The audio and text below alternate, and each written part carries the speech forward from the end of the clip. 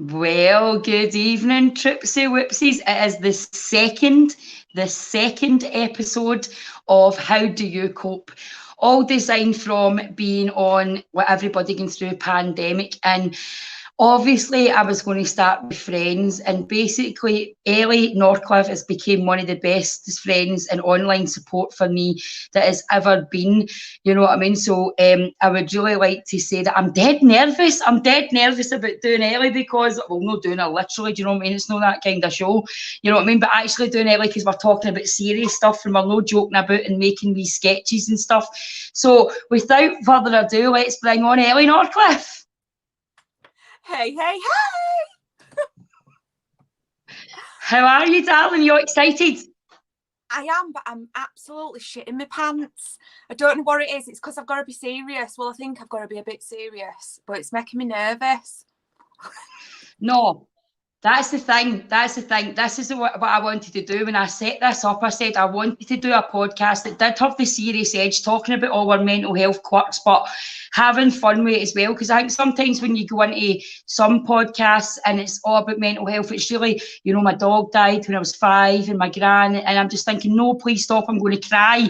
So I want to kind of start with, if you can give us a background story to where you got to being the big influencer that you are. Little influencer. Background story is a nightmare for me because I never know where to start. Like, do you want like from birth? Oh, no, you don't want the whole autobiography again, do you? Right, okay. So basically, I'm a nightmare. I could never really do normal jobs. We found out later on why. But yeah, I always struggled having a boss, people telling me what to do, blah, blah, blah. So I thought I needed to work for myself. So I found a little online selling job thing. And then I quickly thought, right, I need to reach people to actually sell stuff too. So I started doing videos and I quickly realised, oh my God, I love doing videos. I love making people laugh. Hi, Amanda. Sorry, I'm really nervous. I love entertaining, and it just like took over the whole like online selling thing, and I just wanted to do this full time. So yeah, that's kind of where it started. Well, the thing is as well, if I just going to get you to talk, but I've just realised when I'm looking at this that I'm not understanding why on this that I'm in my laptop, because I'm not in the proper podcast. You know, that's probably how nervous I am. I'm going, why is the comments only coming up on my phone? That'll be what, because I've clicked the one before it and not mine. You know, so the laptop's not, I was having to do the comments at the side of it. But we have got a lot of things in common in the sense of, if you want to say, mental health labels that we get to say that makes us less crazy because we have something to identify with. Do you understand that? So do you feel free to talk about what labels you've been given and why you would say they affect you and don't affect you having that given the label now? Does that make sense? Yeah, I appreciate the label because all my life I felt like I was different. I always struggled in like social gatherings when there were a lot of people. I struggled in classroom. I struggled to concentrate. I was always talking over people. I were always the annoying one. Like people would always say, oh, she's just a lot, you know, she's a bit much. Like you can't breathe when you're around her kind of thing. And I always felt like I was annoying. So I always had to like rein myself in and think about what I was doing and how I was acting all the time. So it was 39 years old, like last year, when I got diagnosed officially with ADHD, and then it all just made fucking sense to me because I was like, I knew there was something, and that label actually helped me. It brought me relief. It made me understand why I felt like I was different, why I was always feeling like I was masking all these things. So that is one of the labels I've got. The other labels I've got is the anxiety, depression. I do feel though, because I've masked all that other stuff all that time, I feel like that's what brought on the depression, anxiety with me, because I always felt like different and I always struggled with certain stuff. That's why I developed the anxiety and the depression. Also, I had postnatal depression with both kids, which did get really bad. We can go into that if you want later. But yeah, that was horrendous. And intrusive thoughts, OCD as well. So they're my labels so far, that I've collected along the way. But the thing is as well, Ellie, like me, you're a softer version of me. You maybe put it out there a bit more, you know, a wee bit more softly than I do when you're saying, you know, I'm who I am and I'll do what I want. And you still get that across. And in the beginning when we first met, I was like, right, Ellie, you're going to have to stop getting upset. How would you say you deal with that now? You know, how the negativity, because we all get it, whether we've not get labels or have get labels, when we're out there on a big platform, we do. How have you dealt with that, and how productive has that been for you lately? Literally, it's just been a massive learning journey. Like in the beginning, like I started doing the videos 7 years ago. In the beginning, I would cry. I would like literally say, I'm not going on again. I would like, you know, not go on because I was scared someone would say something to me. And then I went through a stage where I'd answer everyone back and get really angry. You know, I went through all the stages, and now I can honestly say I'm at a stage where it's like, it just makes me laugh now, because I just feel like I've come so far and I've built my confidence to a level that now I'm just like, well, this is going to sound really big-headed, but you're beneath me because you're trying to drag me to your level. So now it's a lot easier to deal with, but it has been really hard, especially with all the mental things I've got going on and the intrusive thoughts and stuff, which often tell me, you know, you're worthless, you can't do it, you're shit, people are laughing at you, all the bad things that you have to deal with as well.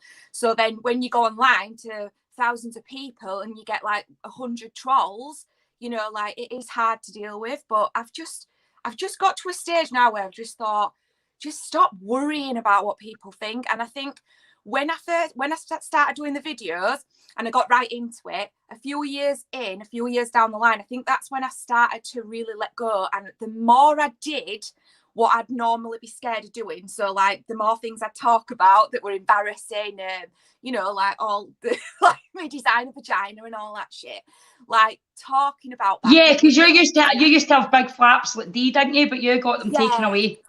Yeah, I used to have a ran over doner kebab, and now I've got a sugar puff, and it did make me a bit more confident.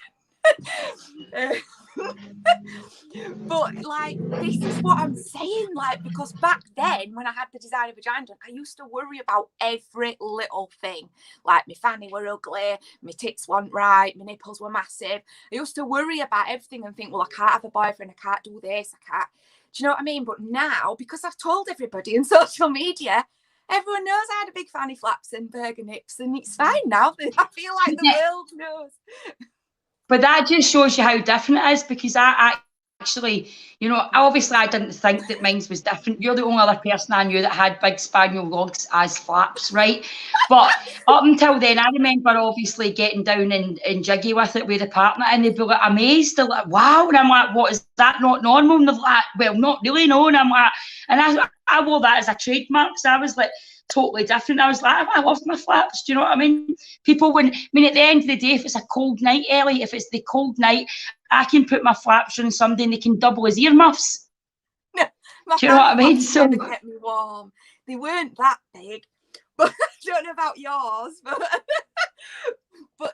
yeah. Well, mine's probably, if your hairband was a vagina, that would be close to what my flaps are like. Yeah, I think I modelled this on my vagina lips because it is quite big. But yeah, now it's all tucked in. But I used to like get with guys, and I remember I used to lie there and I used to be like, oh, can't let him see my big fanny lips. And I used to remember tucking them in and like trying to like pull my other lips over my other lips. Sorry guys, you are just going to get it all with me tonight. I'm sorry, but yeah. I used to remember doing that. But now I won't care. So if I hadn't have had it done, if I was who I am now, I'd be just like, they'd be doing a dance and I wouldn't mind. Do you think that your early years of just say your early years, like I've got a few friends that had a lot of cosmetic surgery done that they had done when they were young. Yeah. You know what I mean? But they'd said that it was their mindset saying how ugly their body was, yeah. But then by the time they got to the end of it, they'd done it all anyway. So once they were in a positive mindset, they'd already destroyed what was all right before. Does that make sense? Yeah, 100%. I wouldn't have had it done now if I had my brain, if I'd had the confidence and I'd built up to a level where, I'm dead real and I'm not really one for like surgery and treatments and stuff like that. But back then I was so unbelievably shy. I wouldn't even wear my hair up because I used to think I was so ugly. The voice would always say like, oh, you're so ugly, people are looking at you from the side, oh, your face is awful. And I'd always like the, you know, you're like an elephant, all this stuff.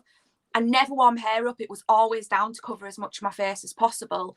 That's how bad I was. Like everything was, everyone was looking at me and judging me all the time in my head with my thoughts. But now I just feel like I've got a responsibility as well to show other people you can get through that, you can get over that, and you can be confident and embrace all the bits that you don't really like about yourself, because we're all the same.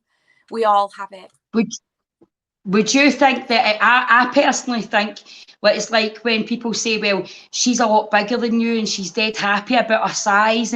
I think if you embrace, I lost all the weight because I started to love myself. When I hated myself, I couldn't lose a pound.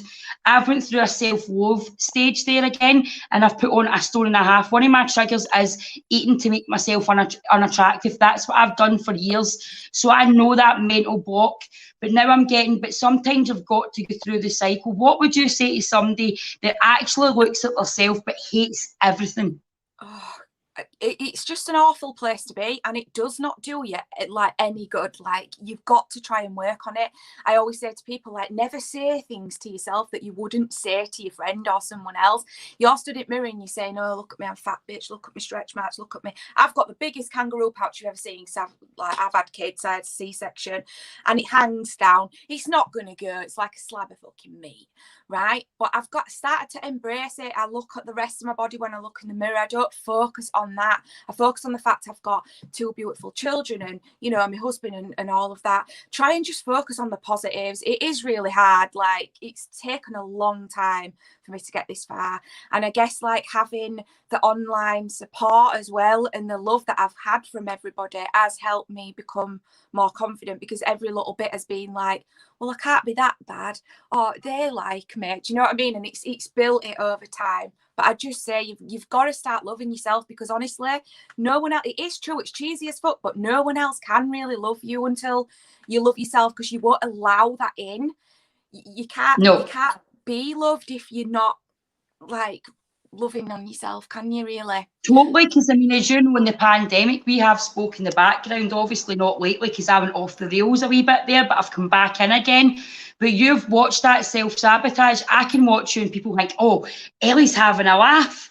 But you can watch me and go, oh, Dee's not having a laugh. And I can go, Ellie's not having a laugh. Are you okay? You know, because we do know what we do have similar triggers. I'm a wee bit more aggressive and manic, and you know, you're a wee bit more giddy and off the wall, but we do react to the same damage in the same way. It's the same reaction, only a different personality. Does that make sense? 100%, because I can see my triggers. When I start going down, I'll start drinking more, like, and then it'll be like every day I'll be having a gin, you know, not to the state where I'm an alcoholic, but quite dependent on alcohol for the confidence, because I go through stages where I feel really under pressure, like everybody's judging and all my content, and I've got to be funny all the time, got to entertain all the time, gets tiring, and I find myself, I'll start drinking and maybe like, because I have got a gambling addiction. I ain't gambled properly for a long time, but I'll feel myself wanting to go online and go on gambling things and spend money, eat food. There's a lot of little triggers that I've got, so I'm quite good now at noticing them and pulling it back. But we, like you say, we're really similar, but we just react differently. But you can see when I'm going off rails, I'll start to do more and more crazy shit. You know, I'll need the attention, I'll need the affirmation that I'm loved, I'm needed, I'm wanted. And it can come across as maybe I'm just having a laugh and a joke, but I'm craving that love and attention. It's the same with me, because very much as a child, obviously getting into your childhood and very much the quiet and having all the stuff. When I was younger, I never felt enough. I never felt enough ever. Me too. I were a big, I call myself, I were a fat child. So I were always the fat one. So I always felt like I needed to be thin all the time, and I've gone up and down with my eating and my weight. I've had, you know, I've binged, I've starved, I've done it all. Food's always been a problem with me. It's always been one of my go-tos when I'm bad. And that's why I put weight on and then I lose it again. But yeah, I've totally forgotten the fucking question. No, you were definitely on that there, don't worry. But what would you say, recently, obviously, you've engaged in exercise and you've been doing good again and getting... Oh my God. Am I still alive? Well, I'll answer the question if I am. Oh, she's back. Oh my God. Don't leave me. Oh, she's silent now. This happened last time. Fucking hell. Sweating.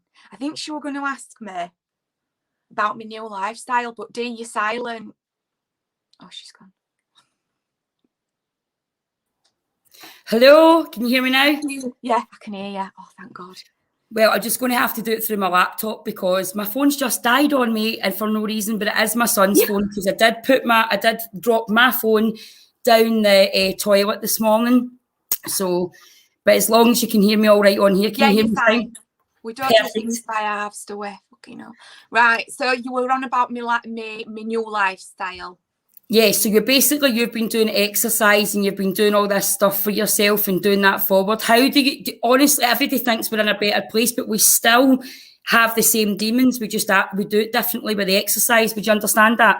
Yeah, I feel a million times better, but I've still got the voices that I have to battle with all the time. And I've still got that laziness about me. Like I procrastinate really bad. I get overwhelmed and I just want to sleep for days and I just want to hide away and I get like the depression and the anxiety.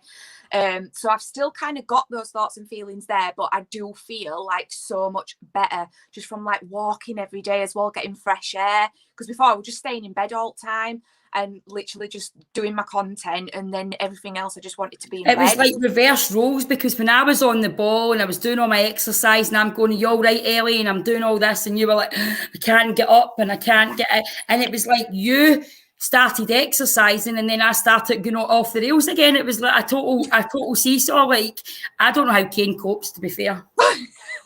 But I think it's always going to be like that because we have got mental issues that aren't just going to be cured. Like it's going to be something we're going to have to battle with all his lives. But right now, I can safely say I'm in a really good place and I'm loving it. And I just want to think now in this moment and not like think about what I could be like next month. I'm just like carrying on doing the exercise, eating healthy, and I'm feeling really good at the moment. I'm just trying to keep each day going. But yeah, it's not easy. It's not easy for any of us. And no matter how much I try and make people laugh, which I love doing, that sadness it always comes back. 100%. That's what people don't understand about real proper. I'm not saying, but people can go through a moment of feeling down and they say, oh, I'm depressed. No, it's not the same because when you have depression or you have anxiety or the different issues that we've got attached to that, it does not stop there. You're always balancing it like a seesaw. Would you agree with that? 100%, yeah. Always feel like it's there, like the fucking demon that'll, what's the word? Show its ugly head. At any point I could be really great and then all of a sudden I have a panic attack. Literally out of nowhere. I've had quite a few panic attacks this year and they've got really bad. I've ended up in hospital thinking I was having an heart attack. I've passed out. I've started slurring my words, forgot stuff. And it's so crazy how strong a panic attack can be. Yeah. It can be so bad that you really do feel like you are like dying. So I've had a few of them and that's been really bad. But I've been breathing exercises. I've been using paper bags and I haven't had one for a couple of months now. So hopefully I've got them under control. Thanks, Kerry, love. I don't know if I think the pandemic, because the thing with our type of mental health is what we are armed with is choice. That's what they give us to make. Well, if you choose to go this, choose to go a walk, choose to go shopping. And I think when everything was taken off, especially people with mental health issues, and we had no choices, I think that's why both myself and you, it really struggled through that whole thing. And now we're struggling coming out because it's changing again. Yeah, because now I'm happy and I'm safe and I'm in my own little bubble. And now I've got to go out and like mix again. Because I'm a bit weird, me. Like sometimes I can go and be in a social situation and I can be okay. And then other times I'm so awkward and I can feel that I'm not me, like that I'm doing that masking thing, or I don't feel like I'm me, because I feel like I've got a few personalities and I bring them on with who I associate with, and certain personalities come out in certain gatherings. So if I'm in a situation where I'm uncomfortable, I'm just not myself at all, and I'm really awkward. Yeah, people will speak to me, and they'll say to me, they'll be like, Dee, I mean, you're just like dead anxiety and introvert. I'm like, but yes, that's who I am. That's why I have this stage performance. And that's why my real friends, sometimes when everybody goes, oh, look at her wild, she's dancing, and my friends are all going, oh, she's crashing. You know, it's amazing what the outside world see and what you're inside. Would you know what I mean? So tell us a wee bit about you said you got really bad baby blues, you know, that postnatal. Yeah, postnatal depression was when I first found how bad my intrusive thoughts were, because they just literally, because I knew that I were a bit OCD, because I always used to get them thoughts where my brain would say to me, if you don't do this, this is going to happen, and I used to do it. It would write little rituals at first, like touch that thing over there, or your house is going to blow up, you know, little stuff, and I'd do it, and I'd do what my brain was telling me to do, and I always just thought everybody were like that. And then when I gave birth to China, my daughter, so that's my first, she's 13 now. But when I gave birth to her, a few weeks after, they just started to really get bad. And they were all around my children. Like a voice would say, your child's going to die. They're going to stop breathing. You're going to throw them downstairs by accident. You're just going to throw them downstairs. Or you're going to do something where you black out and you're going to, like, I don't know, put them in the oven. It were really, really ludicrous stuff. So then I started telling myself, oh my God, you're evil, you're weird. Like, what are you doing? Why are you having these thoughts? And I didn't tell nobody. So I went into a really deep depression, and his mum helped us a lot at the time. She lived with us at the time and helped me a lot with my daughter, and family helped a lot. But I really felt awful, because I felt like an awful person and an awful mother, and the bond with my daughter just was a little bit longer to build and connect, because I was in such an awful place. Fast forward. You're making me well up, because that's exactly how I felt. Charlie was 3 months old, and I remember my mum saying to me, you know, you can cuddle your child. And it was just like, she has to sleep at a certain time, she has to get up at a certain time. And I did constantly go and check her breathing. My mum said it was ridiculous. And even the other two will tell you, sometimes I wake up Sienna because I'm in checking her breathing before I go to sleep at night, because I'm thinking, I've never had anything good.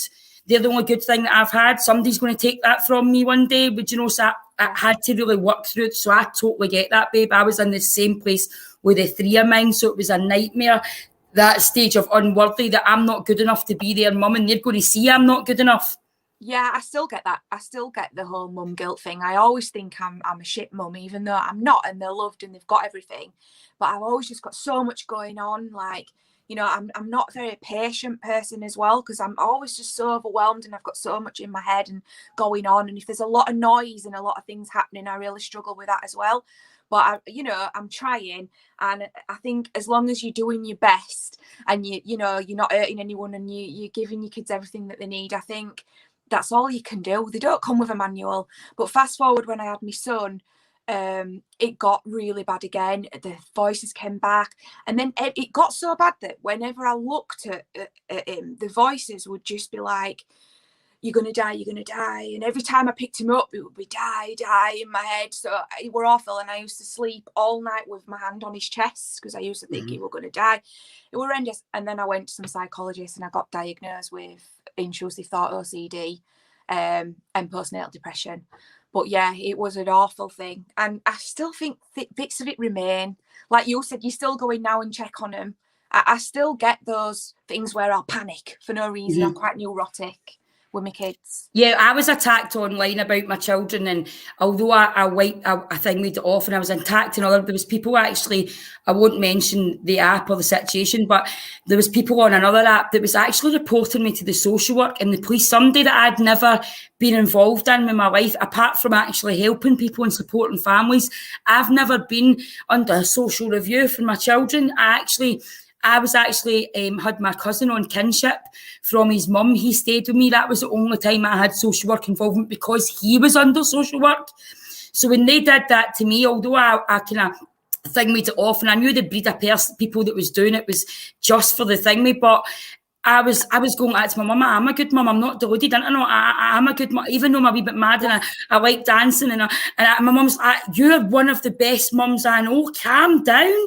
And it was horrible, and I just think I'd worked so hard to get through that, and I loved my comedy and I loved my place, and I went to this other app when I was really, really struggling, and I get tagged by all these other people that obviously aren't in a good place and having social work at my door, and basically they were just like, there's nothing to see here, we'll see you later. You know, it was more or less, but it doesn't matter. It was one of those things that, oh my God, that means I'm not as good a mum as I thought. It's horrendous. I had a troll and they phoned social services and told them that I was an alcoholic and my husband was a drug addict and all this made up stuff. And they rang me and they said, look, we've had a report for your child's safety. And I literally, it was one of the worst things that had ever happened to me, because obviously when you've got mental health issues, you're always a little bit scared that you're going to get your kids taken. Because when I had postnatal depression, I always just think they're going to take my kids if I tell anybody all these thoughts I'm having. They're going to think I'm crazy, I'm going to take them. So that, even though my kids were older and everything, honestly, it just took me back to square one. I was crying, horrendous. It took me ages to get over it. And that's just a troll, and they can do things like that. You know, I think we do need a bit more protection on social media. Yeah, I think it's gone back to social media as well. Obviously, I do comedy and I like it to be realistic, but because of my situation and things that you've known with my children, all that I've told you, and things that were happening, you know, with my kids getting kept off me and stuff like that for no reason other than what social media projected me as a person, you know, and I was doing all that, and now I found myself with anxiety switching back into me so that nobody can then take my video and take it to family members and go, look, but she's not right, and acting so well in my position that people were believing that I was having some sort of breakdown when really I was just acting. Yeah, acting. I've done that quite a lot. I've masked quite a lot, you know, pretending I'm all right when I'm not. Like, this shit can kill people. Like, it's awful. People just don't understand how hard it is to have these battles, but then go public and have all these people. Sorry, my dog. He's just... No, it's all right. Don't worry about it. He's a little demon. He started now. Bugger off. If it wasn't a mental health, Ellie, you know that I'd be laughing now. You better get that dog out the window. I don't know how many times I've told you to get that dog to Con, the dog. Sorry. So basically, I was obviously, when I went through that time there, and even now, I found myself not doing anything. I stopped doing my lingerie pictures. I stopped doing the things that were making me feel good, because it made me feel it made me feel that I was dirty, and because it was getting portrayed as something else. Do you know what I mean? I thought to myself, and then I stopped being who I was, and I've put on nearly 2 stone because I want to look ugly again, because being pretty, I was being attacked. Yeah, 100%. Like, you'll start thinking about what you're saying on your videos and how you're coming across and how you're acting. I've stopped doing that again now, but I went through a really bad stage of that a few months ago, where I was just like second guessing everything and thinking about what I were doing all the time, because I was scared about how we're going to come across and what this troll would think and what this arsehole would think. And honestly, you've just got to like be yourself, because that's why people love you, and that's why they've watched you from the beginning, because they want to see the good, the bad, the ugly. I personally believe the only reason I've got a following is because I'm just relatable, because I've spoke about things that people are scared to speak about or they haven't spoke about, and then that's just really attractive. Like, it is, like, if you relate to someone, you're like, she's just like me, you know, that's fun to watch, isn't it? Because you just want to know you're not alone. Yeah, I've definitely got, don't worry about the dog, Ellie, don't worry about it. But I've actually got to I've actually got to the place now that I know that this is going to have, but now I've started talking to myself and I'm arming because I mean, I really felt empowered. I'd never been able to wear lingerie in my life. And I can't believe that someone that I used to love attacked me with that. You know what I mean? Because it was like, it's seedy, it's this, using because obviously I'd been damaged to make me view it in a different way. So now, it was only Friday, I went, yeah, you thought you hadn't got to you, but there you are, back in the trackies, you're tomboyed up, you've got the weight on, you know, they've achieved what they set out to do, so now I need to undo that again. Yeah, because you can't let them win. You're amazing. Like, you know, you're amazing. You're the most strong person ever. And I always say, like, Dee's like me, but she's like the tougher version. And I'll say, like, she always says the things that are in my fucking head that I dare say, but she'll just say them. I remember when I first met you and I was like, who's this? I can't understand the words she's fucking saying. Now I understand you. It's weird.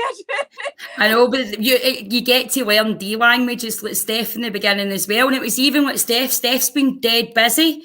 But I was having intrusive thoughts because I obviously used to talk to you guys. I was like, Steph doesn't want to be my friend anymore because I went through all that pandemic stuff. And, you know, and then a message came up yesterday out the blue. It was like she read my mind and on my newsfeed. She's like, that's our D, love her. And I'm like, oh, it's all right, she still loves me.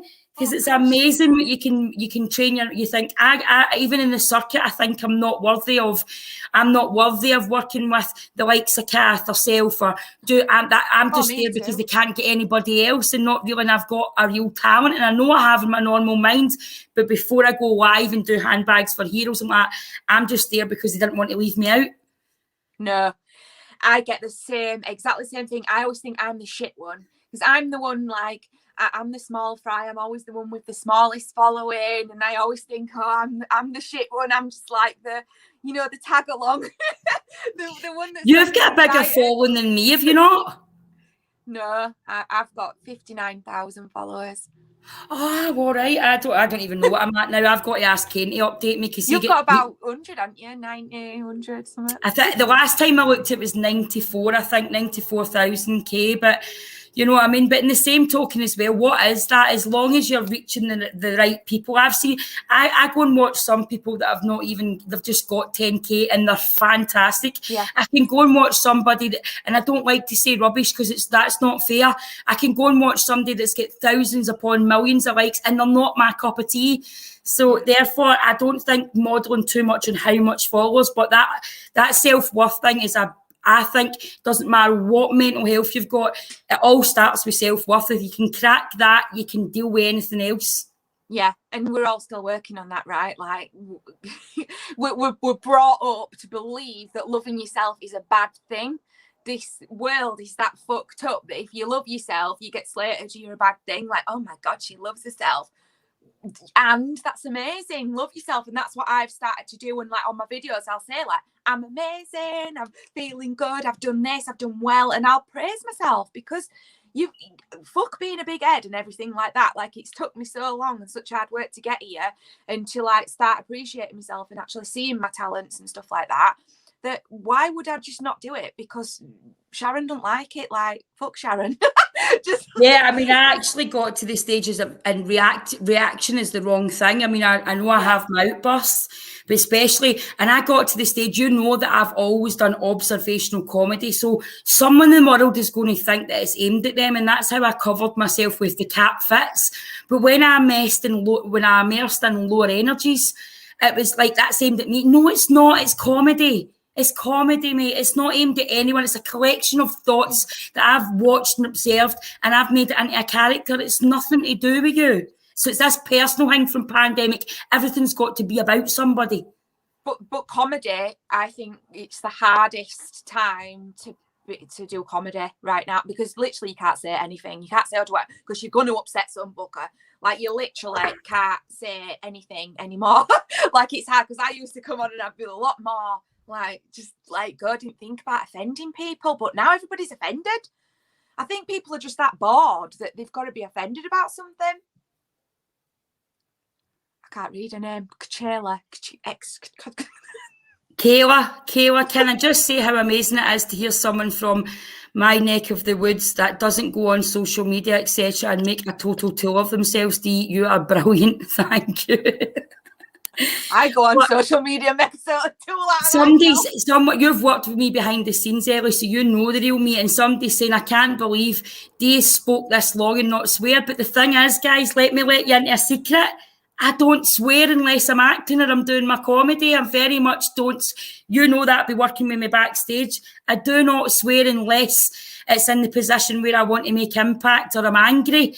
I'm not really somebody that does swear every word, but that's my comedy projection. So how would you say inside Ellie is different from outside Ellie?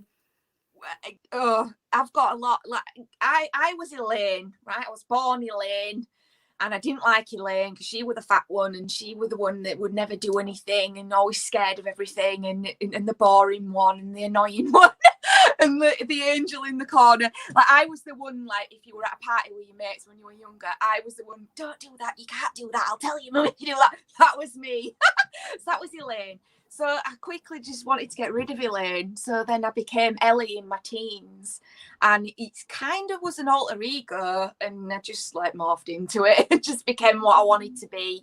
And got rid of Elaine, even by deed, Paul. So yeah.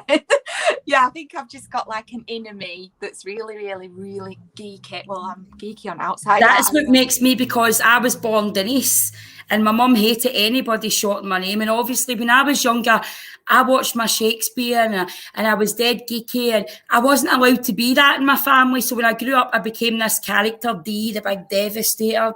I was never that person. That's who I became to protect Denise. Yeah. Do you know what I mean? Because Denise was too sensitive, she was too vulnerable, she was too loving, and she'd been hurt so much through her life, giving that love, that she made Dee, who was going to protect her, but sometimes fuck her over as well. Yeah, that's kind of what I did as well. I made Ellie the funny one that could handle anything, and, you know, and just like be really real, when actually the real me is such a shy, awkward person that doesn't swear a lot actually as well. But my nerves make me swear a lot. Sometimes I think I've got to swear to just like make it lighthearted and make everything into a joke kind of thing. But yeah. So if you've got any questions, we've possibly got about 10 minutes left. So if you've got any questions that you want to speak to Ellie about, because this obviously is about Ellie, or that's why Ellie has been able to, for the whole time that we've worked together, been able to talk more than me. Because usually she has to like fight me for it, and Kane and Steph are in the middle going, are you fucking ready to work, girls? And we like, fuck off, we're still trying to fight for the limelight. I was worried about tonight, because I thought, I need to shut up. And that's another thing, and my brain's always saying like, wait for your turn, it's coming. And then you've totally forgot what they're on about, because I'm just literally just waiting. Wait, is it my bit? Is it my turn? And then I'm thinking, shit, what was she on about for the last 10 minutes? But I've done well tonight. I've stayed focused. Oh, where's this one? It's there. Question, Ellie, has medication helped? No. I went on ADHD medication. I've tried all antidepressants and stuff like that, and personally, I've never got on with antidepressants and stuff. They've just like made me really numb or zombie. I don't like putting things in my body and feeling different. Well, unless I'm putting a bottle of vodka in it. But yeah, like I don't like drugs. Like, they really scare me. I'm a control freak, so I like to be in control. And then the ADHD things, I took them for about 6 months, I think, or 6 weeks, I forget. But I lost like a stone in weight. I couldn't eat. I was like a zombie. I felt sick all the time. And I thought, yeah, I'm not hyperactive because I don't want to do a fuck all, and I'm just sat in a trance. I was just like a zombie. It wasn't even me. It took away like my comedy. It was my cousin said, maybe you should, my cousin says it all the time, and sometimes obviously she's just looking after me, maybe you should go back in medication, maybe. And until she went through a little bit herself where she had to go, and I said, now you see, because medication isn't clever enough to keep your happy thoughts. It numbs everything, and you can't cry, you can't be happy. It's horrible numb state. And I do mostly the time, apart from through a pandemic, I can control my moods if I really put the work in, and I would rather put the work in than not do that. Do you know what I mean? Yeah, I felt like when I were on antidepressants, I got worse. I felt like I didn't want to be here anymore, because I just felt like everything was really pointless. I weren't getting any pleasure out of anything, and I didn't want to do anything. However, I will just say this now, that I am not slating any medication or anybody that does need it, because it does help like loads of people, and I'm all for like whatever works for you in life. It just wasn't for me. Yeah.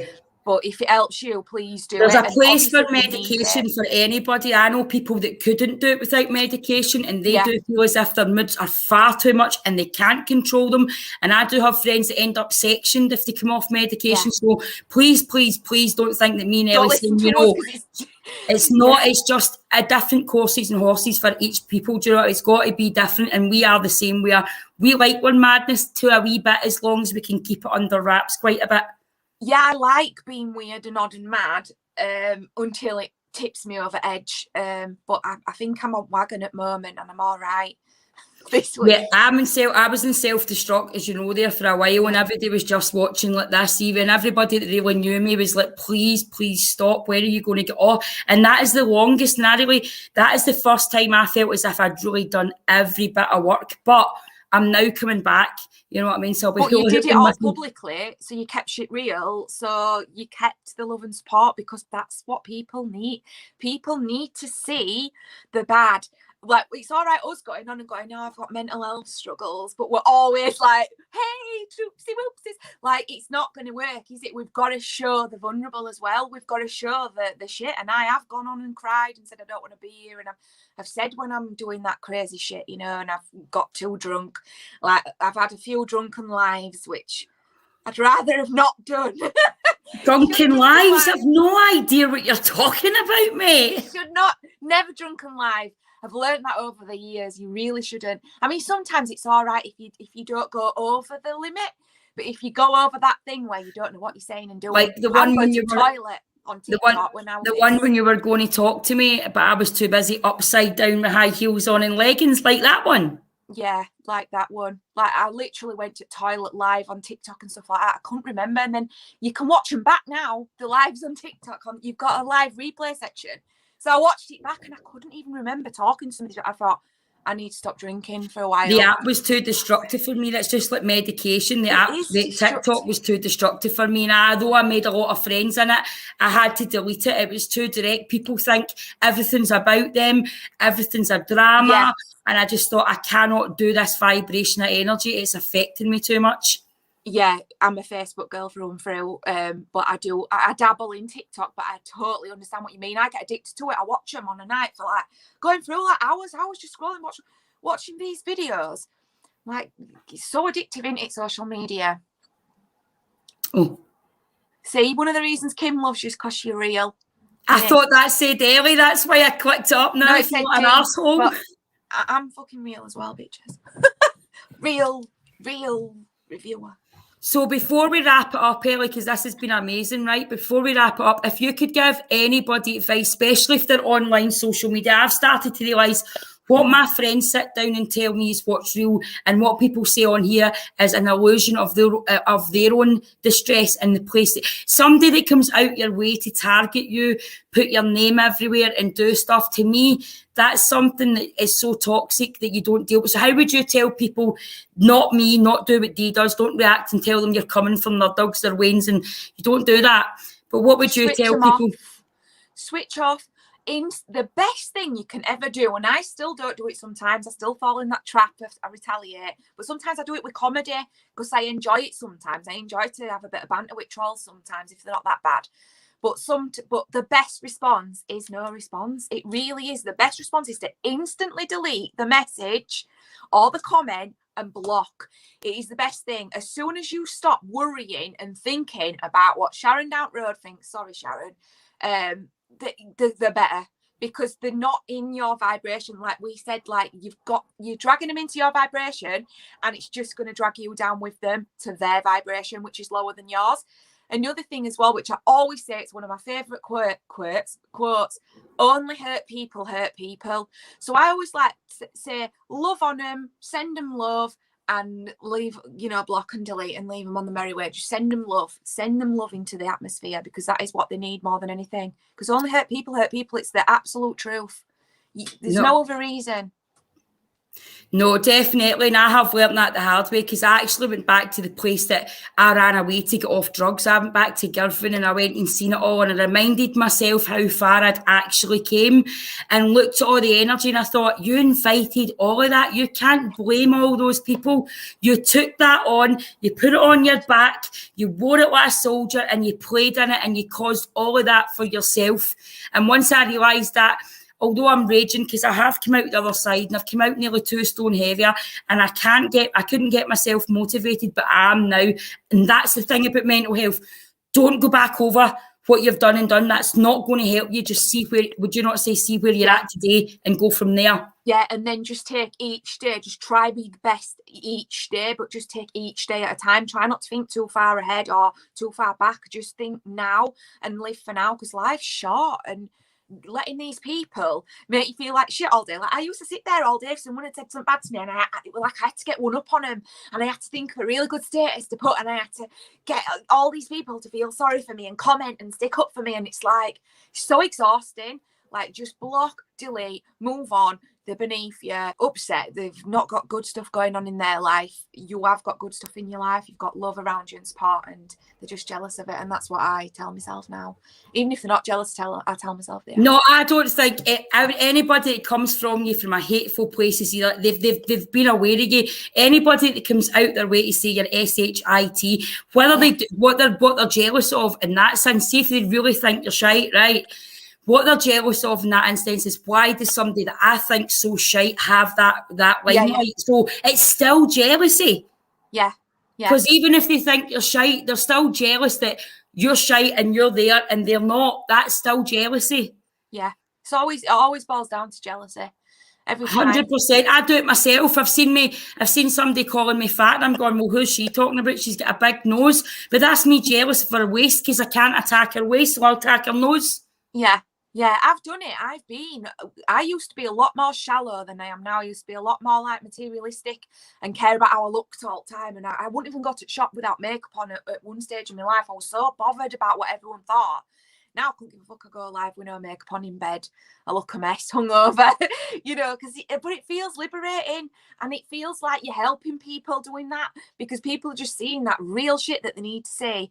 And I would rather inspire like a few people than just like entertain all the time, being this entertaining puppet. I really love like people being inspired to get out of bed and know that even if they have got mental health, they can crack through and they can have a good day and they can laugh and they can feel good. Honestly, I mean, that's us ran away with time. I've actually even ran over. No, it's not you. Don't apologise. Absolutely don't apologise. Sorry if I was boring. Well, what I'm going to do, normally I throw them out at the end of it, because you're my friend and I love you to bits. I love Jasper too. It was on the first week. Next fortnight, guys, we will have Stephanie Burke, who is a massive TikToker. So if anybody can be a massive TikToker, ride the gauntlet. She has a similar story to me. She used to react to everything. She used to be in an energy field. You love her, Ellie. It's similar to her stuff, but she's so nice. She's now running her own business. So much has changed for her. But what I would like to say for anybody, Ellie Norcliffe, the pandemic is one of the best things that's happened to me. It's made me really adjust. I've met people, I've worked with you and Steph and Kath, and there's been amazing, and I'm saying this from my heart because I don't get to watch you. I wasn't watching you there because you were doing so well and I felt so shite, and I couldn't watch you because I wasn't ready to man up yet. But I want to say you are looking fantastic. Even your skin's glowing because you look settled and you look bright and you look as if you've committed yourself and you're bright and you're, compared to the mornings I was phoning you and you had tights in your fucking head and stuff like that, you know what I mean? But, you have done amazing, just like I do. But sometimes it's nice for the other person to tell you how amazing you are. And I want to tell you, Ellie, from the bottom of my heart, you're one of the most amazing people I've ever met in my life. And you get me so much, and it's very rare. And that's why I'm blessed. And I cannot wait to come down with you and Steph and have a proper video party with 3 years. Do you know what I mean? That's going to be amazing. Weekend. Oh, it's going to be so fun. So this is, you're going to leave the studio for me, darling, all right? Okay, I'm just going to tell you I've got about 4 layers of foundation on. That's why I'm getting lots of No, don't start your shit, man. You're doing amazing. You do. You look absolutely great. Love you. Thanks. Love you. Bye. You're amazing too, by the way. Absolutely love you. Thank you so much. Sorry, I'll speak to you soon. Thanks, Ellie. Speak to you soon, darling. So that was Ellie Norcliffe that I had to get herself out the podcast because I had brain freeze there and couldn't remember how I would put her out the broadcast. But she is a phenomenal girl, and I'm sure that every single one of you already follow her. But if you don't, what's good about me and Ellie is our Ken that's behind her, the two will tell you when Ellie's doing all right, I'm no, and she's not doing all right, I'm. So if you need some inspiration and I'm down in the dumps, there's a good chance if you go over to Ellie, she's feeling better. But I'm blessed to know Ellie Norcliffe, and I'm so humbled to have worked with such an inspiration and somebody that makes me feel like I belong and like I feel normal. And that's what you should embrace in life. And I don't swear a lot, guys. This is really me. This is who I actually am. This is the Denise behind the D. And that's what I want to show. And next week I want to see the Stephanie behind the Steph Burke. a fortnight's time from tonight, we're going to have a similar chat with a girl who's made it big in TikTok and also had a lot of stuff going on in TikTok as well and been through so many battles. You have no idea what this girl comes through. I won't disclose any because it's up to her what she disclose, but this has been the second episode of How Do You Cope with the fantastic Ellie fucking hell, I've never been able to say her name right. Ellie Norcliffe. It took me ages to get the Norcliffe because I think I called her something else. But I think yous are all incredible too. Me and Ellie couldn't be who we are without yous helping us and following us. And we do appreciate our fans more than most because yous bring us up. So I've been Dee Maxwell. This has been How Do You Cope? See you the next time.